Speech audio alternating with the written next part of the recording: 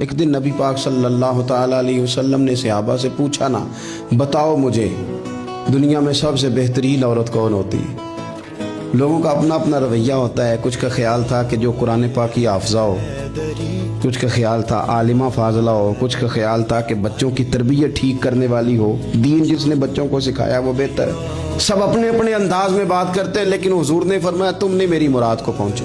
حضرت مولا علی شیر خدا فرماتے میں پیچھے بیٹھا تھا، ذرا میں نے گردن جھکائی اور چھپ کے کہتے میں نکل گیا. حضرت فاطمہ کا حجرہ ساتھ ہی تھا. جا کے میں نے کہا فاطمہ حضور نے سوال پوچھا ہے، اب میں کس طرح یہ بات کروں کہ مولا علی شیر خدا کا علم.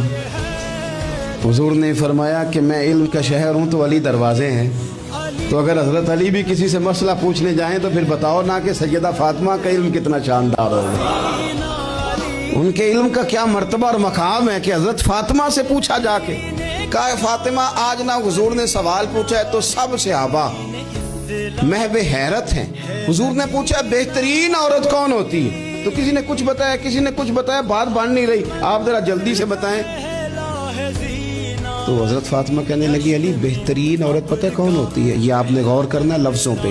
کہا بہترین عورت وہ ہوتی ہے جسے نہ کبھی غیر مرد نے دیکھا ہو اور نہ کبھی اس نے غیر مرد دیکھا ہو.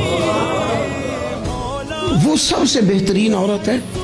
آپ میری بات پہ غور کریں، بس یہ حد ہے، یہ سیدہ فاطمہ کا پیغام ہے، یہ آج کے جمعے کا میسیج ہے.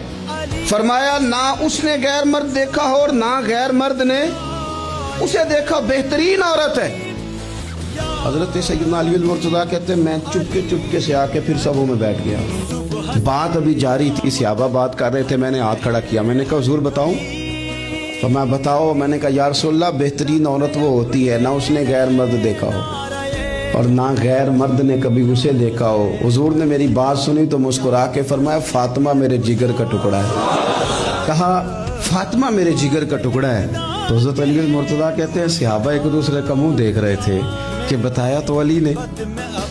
تعریف حضرت فاطمہ کی انہیں نہیں سمجھ آ رہی تھی، میرے دوستوں کو تو مجھے تو آ رہی تھی نا، مجھے تو سمجھ آ رہی تھی نا کہ حضور کیا فرما رہے.